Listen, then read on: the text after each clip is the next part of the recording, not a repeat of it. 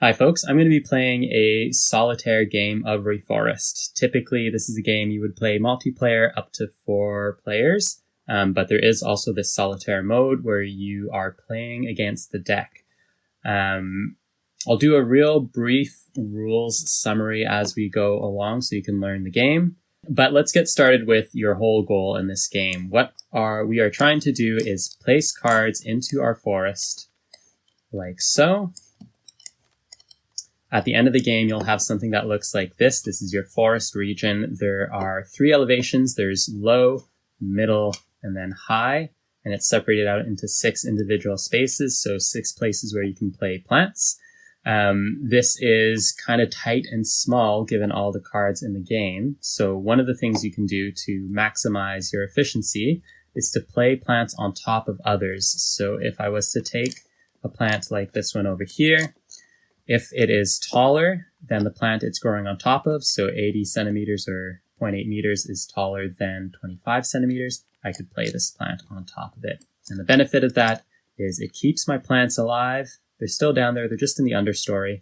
And I'm still earning points from those plants and also keeping their traits. So for instance, the coastal strawberry has flowers and it has fruit.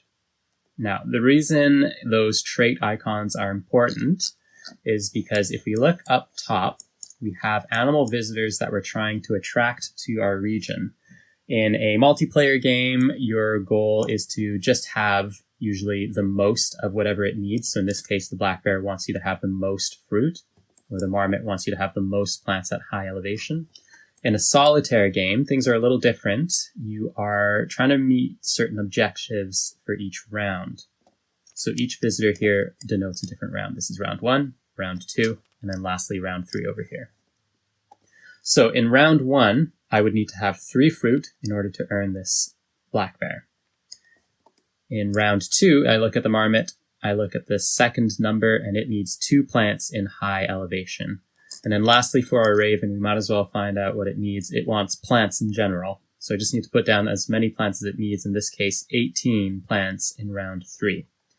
These visitors have a point value, as you can see up here. So if I was to earn this card, I would just be earning 5 points at the end of the game. A round is going to end whenever I empty this deck completely. So as soon as all those cards are gone and in the discard pile, I immediately end the round and I would resolve these animal visitors. And you'll notice there are some cards underneath them. They just get added to the deck. We're getting new plants kind of shuffled into our available resources. Okay, so on my turn, there's 2 options for me. I can either gather cards or I can play a plant. Gathering cards is really simple. You take 2 cards from the available cards up top. I could draw 2 from the nursery. Those are the face-up cards. I could take 1 from the nursery and then 1 from the deck. That's also fine. Or I could even take 2 from the deck and just leave everything in the nursery. Usually in a multiplayer game, that's all there is to it. In a solitaire game, there's one additional step, and that is to discard one of the cards. Either that's face-up or over here from the deck. And that's just to kind of move the game along in a solitaire game. So gather, draw 2 cards. Discard 1 if you're playing solo. The other option is to play a plant. And I'm going to go ahead and start the game right now by doing that. I'm going to take a card, you take it from your hand and pop it down on the board in front of you. Now, usually you could play at low, middle, or high elevation as you've seen, but the first plant you play must be at low elevation. Following plants have to be adjacent to it, so I could place them like here, there, the side, that's fine. I couldn't put it all the way up top quite yet because there would be a gap. Adjacent also means on top of another plant, so I could pop that over there if I wanted to. But I'm getting ahead of myself. The first things first, when I play a plant, I need to actually pay for it as well. On the top of a card, it shows its nutrient cost. In this case, coastal strawberry costs 1, which means I need to discard 1 card from my hand. So I'm going to go ahead and take a tree, the western red cedar. I don't really need trees yet. I want to start my forest nice and low and then grow it up higher. Smaller plants tend to have better efficiency abilities. They help you draw more cards, whereas the trees typically earn you more points. Okay, so I've paid for this plant, and then lastly, let's just look at a few other things on it. It tells me where it can grow, so in this case, only at low elevation, so a good one to play first. It tells me that it is shade tolerant, so it's okay for me to put other plants on top of it. And then lastly, how high it is. So 25 centimeters, I can grow over it with something taller. There's also an ability. In this case, it's a trigger ability. Whenever I grow a plant with fruit in an adjacent space, I get to draw a card. So let's look at what's in my hand. Do I have anything with fruit? No. That's too bad, really. So I'm going to want fruit not only to trigger my ability, but also if I look at that black bear, he wants fruit. So my next turn, I think I'm going to gather 2 cards from the deck and hope for fruit. I've got Salal, which has fruit. That's nice. And because it's Solitaire, I need to discard one of these available cards. I'm just going to, again, get rid of a tree because I don't really need those at the moment. Okay, still nothing with fruit visible.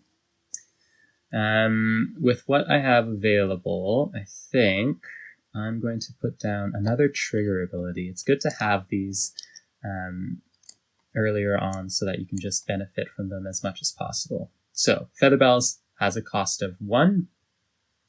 I'm going to discard something to pay for that. Let's get rid of this Ocean Spray. Okay, next up. I think I'm just going to gather again. Let's see what we can find in the deck. I just want to get those fruit down early. Bitter Cherry. It's a tree with fruit. It's rather tall and expensive. And then Pink Fawn Lily, which has another trigger ability. So what I'm thinking is, whenever I grow over a flowering plant, draw a card from the nursery. So I want to kind of get all of those in play. Let's start with this. Let's do Pink Fawn Lily down here. It's going to cost me 1. I'm going to get rid of the Skunk Cabbage. Then I'm going to play... I'm just going to gather again, just to get cards for me to discard later on. So let's take one from here, and why not? Bog Rosemary, I'll take it. And then I'm going to get rid of this top card from the deck. Thankfully, just a fern, no fruit on that.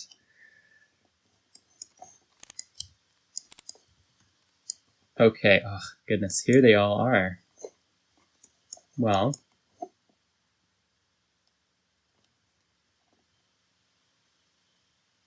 I can still do this. So let's do Salal. I'm going to pop Salal down. Has a cost of 2. I'm going to pay the Shore Pine, and I'm going to pay this Deer Fern.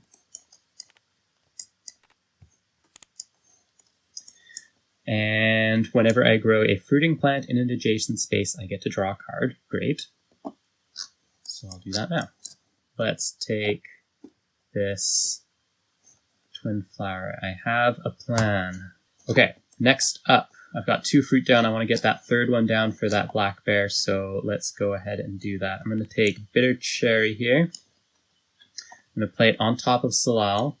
Salal has this grown over ability. When I grow over this card, I can move it to an adjacent space. The thing is, I don't really want to do that right now, so I'm just going to ignore its effect and put down my Bitter Cherry and pay for it with this Bog Rosemary over here. Great, I've done a few things, triggered a few abilities. For one, Coastal Strawberry, draw a card for playing a fruit in an adjacent space. Let's take Common Snowberry. Number 2, I've grown over a flowering plant, which is what the Pink Fawn Lily wants, so I get to draw a card from the nursery. I'm going to take Devil's Club.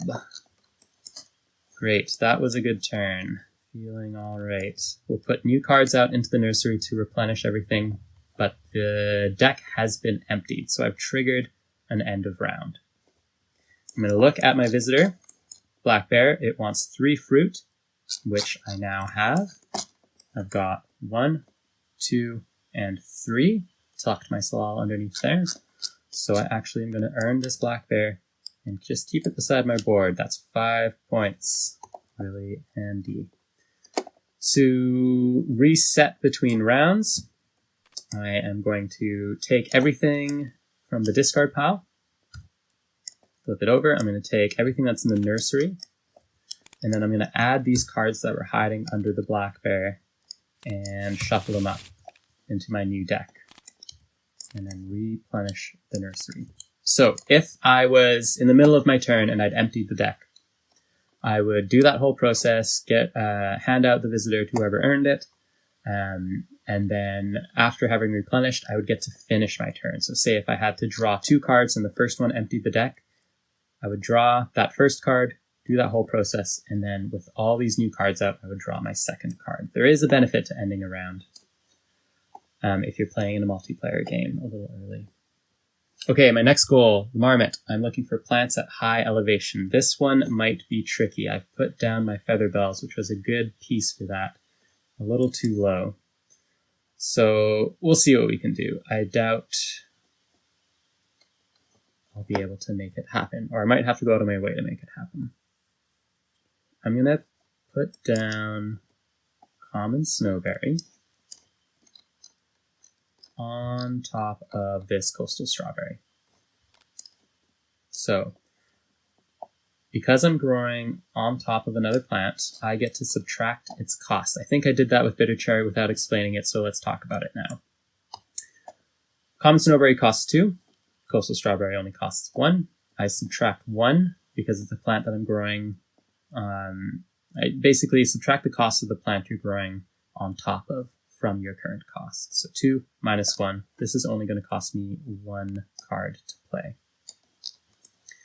And I'm going to get rid of... Oh, no. I've made a great mistake. But let's live with it. I'll get rid of Devil's Club. I now get to choose in what order I'm going to trigger abilities. So there's a when-played ability over here. There's also this trigger ability whenever I grow over a flowering plant. I think I'm going to trigger this one first. So draw a card from the nursery. Simple. Let's take Subalpine Fir. And then over here, draw 2 cards, keep any number, and store the rest under this stack. So let's talk about storing. I'm going to draw this card, and I'm going to draw another from the deck. Ooh, nice. I'm going to keep the Douglas Fir, and I'm going to store Western Sword Fern under this stack. So what storing is, and unfortunately it's going to be a little fussy on the computer. Bear with me. There we go.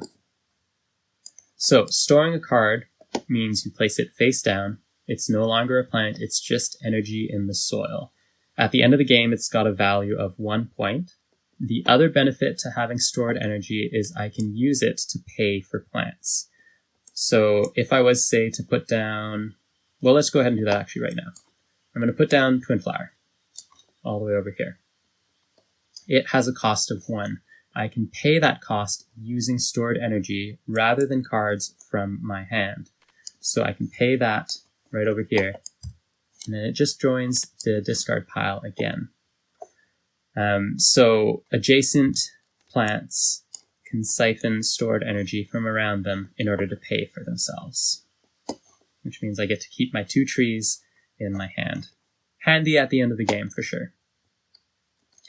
Okay, in playing this Twinflower, I have triggered Western Feather Bells. Whenever I grow a plant in middle or high elevation, store a card from the nursery under this stack.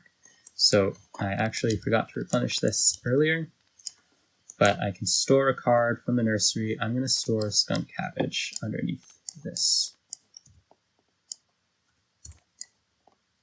Okay.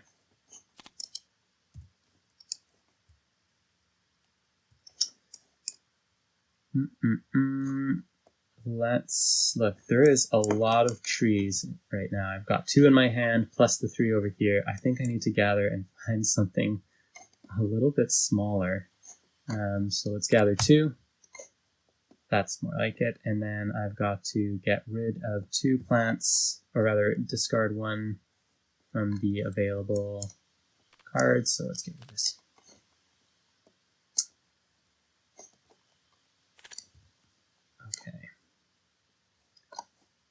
Hoary Marmot wants 2 plants at high elevation. Yellow cedar is a plant that can grow at high elevation, and it could grow over my subalpine fir. So I'm thinking I'm going to try and get those 2 up and in play. I'll pop down subalpine fir. Normally I would usually try to play some smaller plants first before going straight for the tall ones, but I just want to make this happen. So there we go. That's going to cost me 3. Let's use this 1 stored energy.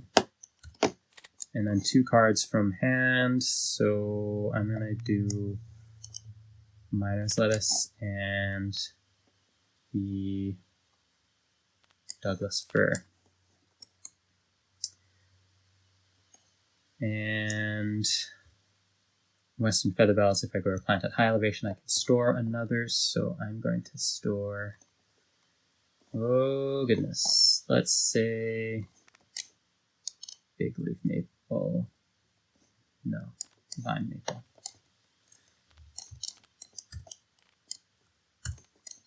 Okay. I'm going to then, I really need to get that plant, but I don't want to draw too many cards and trigger the end of the round just yet. So I need to find a way to avoid that. I think I can do it by doing this. Labrador Tea is going on to my Twinflower. Don't get to use its ability, unfortunately, because it needed a plant with When Played to go on top of it. But nonetheless, 2 minus 1 for cost. It's going to cost me just 1. I'll use that stored energy from the Western Featherbells. There we go. Labrador Tea has been played.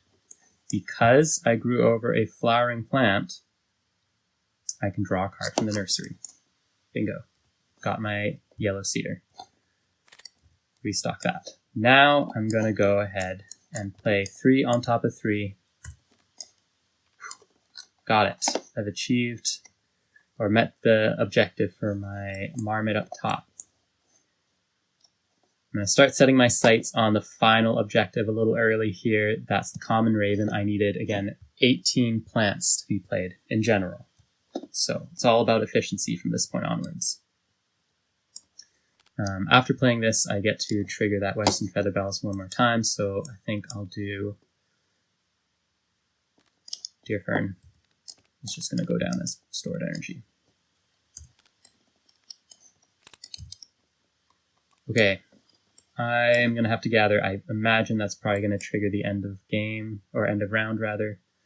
So I'm going to draw the paintbrush and the big leaf maple. It's a tree, but because I'm going into the last round, I want to get those trees out. Oh, look at that. I had a little leeway. That's great. Okay. We're going to do paintbrush on top of Western Featherbells. So, unfortunately, I'm going to lose its ability from this point on. It's a 1 over a 1, or cost 1 over a cost 1, so this is a free play, triggering the pink fawn lily. So I'll draw a card from the nursery. I'm going to take the Western Red Cedar, I think. And that there triggers the end of this round. So again, I already know that I've earned the Hoary Marmot, so let's take that here. That's an additional 10 points now in visitors. Really happy with that.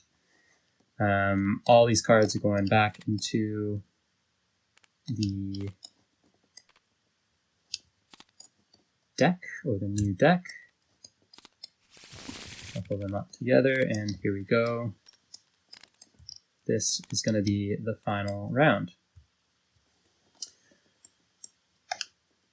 All right, let's get some plants. I'm going to take a turn to gather, I think. So 1, and then we'll take 2.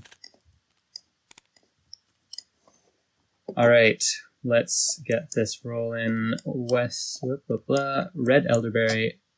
Though I have really enjoyed having this pink fawn lily, let's just grow over it.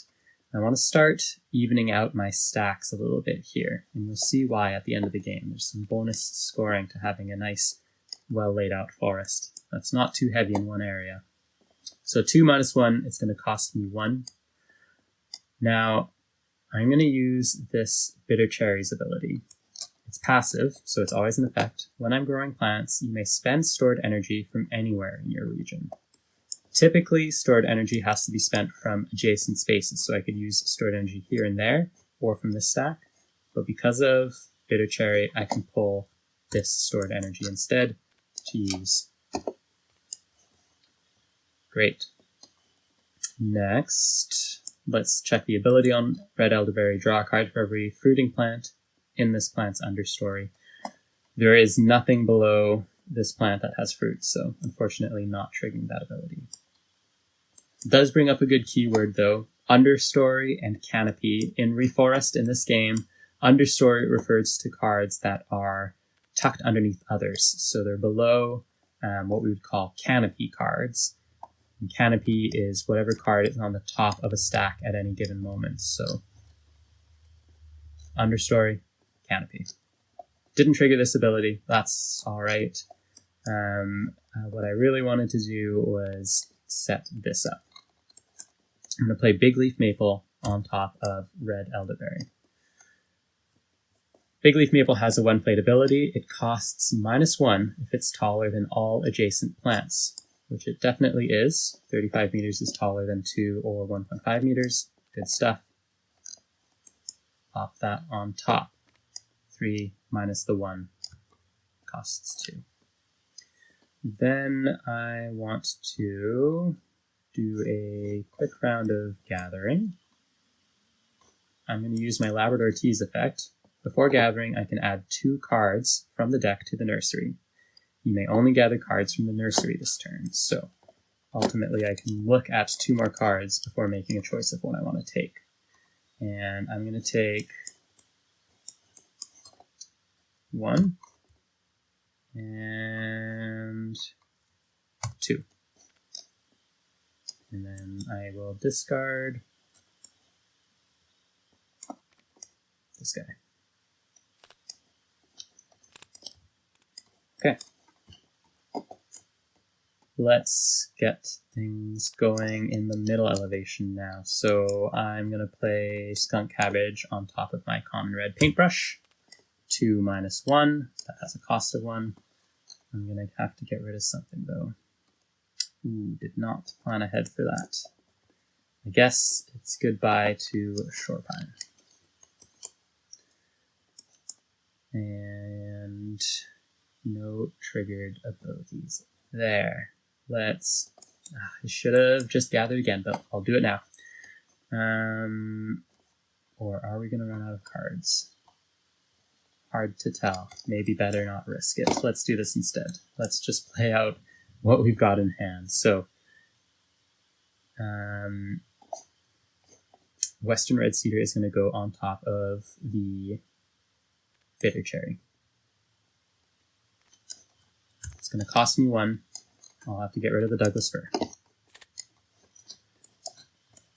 Has a great ability though. I store a card from the discard pile under each stack with a tree in it. Currently there's 3 stacks with trees in them, so let's pull out 1 and 2 and, well, I guess 3. And we can store those. Okay, we've gone ahead in time here and just stacked everything where it belongs. That was my turn with the Western Red Cedar, and now I'm fresh out of cards once more, so I'm going to have to go for a round of gathering. I'll use that Labrador Tease ability to first see what is available, 1 and 2.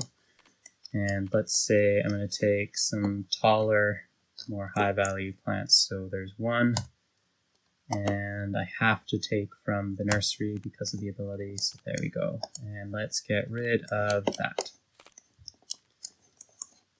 Great.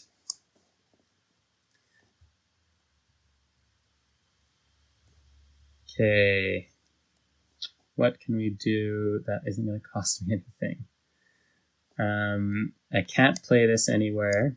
It's too short and everything is already taller than it, so I'm pretty much going to have to play this Ocean Spray, which is alright because it's going to help even out again my row here. 2/2, so that was a free play. At the start of my turn, wait, hold on. Let's do this instead. Let's put it on top of Skunk Cabbage. I know it seems crazy. But pop it down on top of Skunk Cabbage. Skunk Cabbage says when it's grown over, draw a card for every elevation row in your region with a plant that likes wet soil, including this card. There's one over here, there's one over here, and there's one over there. So I would get to draw 3 cards for doing that. And I think I'm just going to take from the deck because everything here is really short. So 1, 2, and 3. Nice. And that way I got to skip discarding a card for nothing. Cool. Now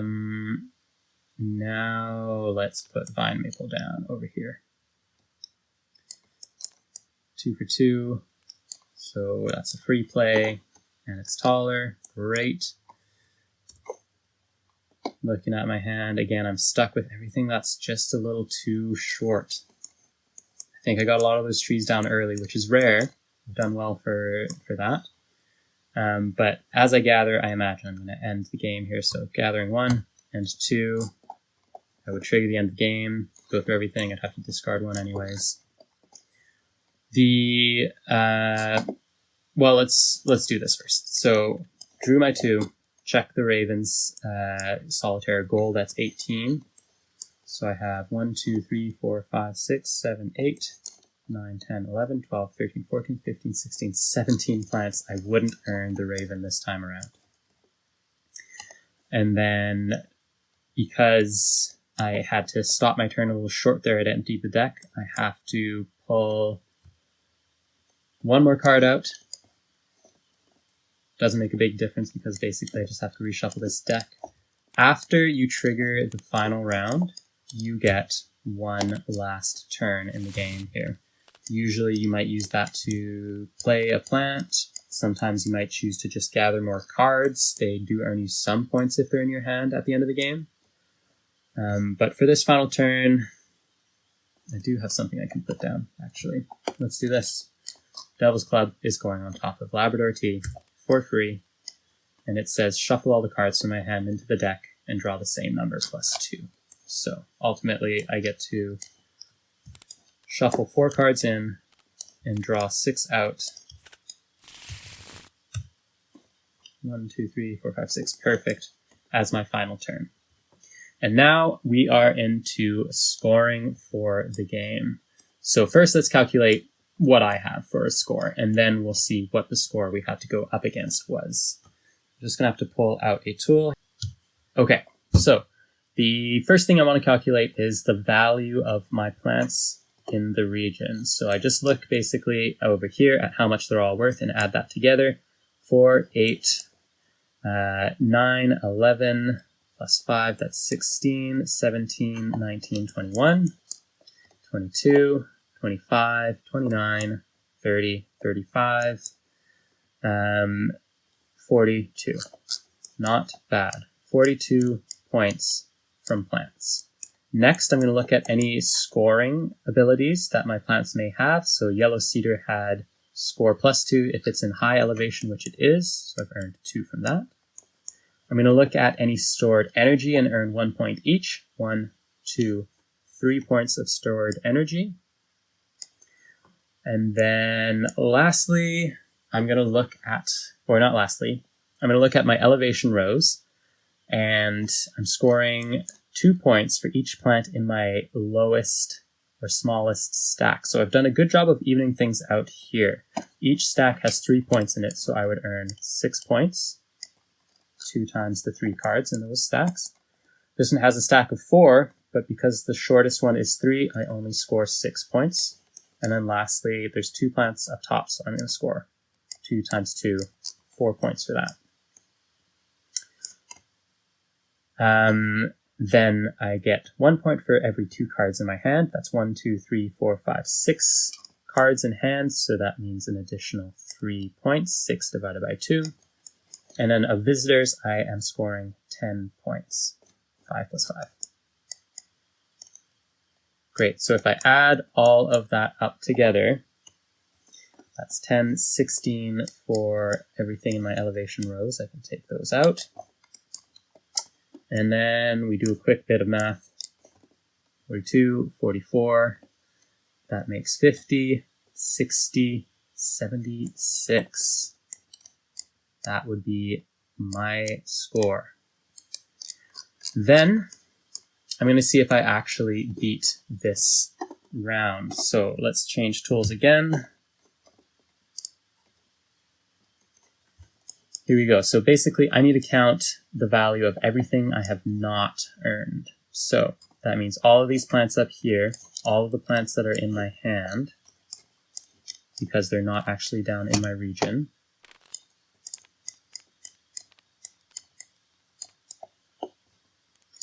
And then anything that's stuck as stored energy. So let's pull those out.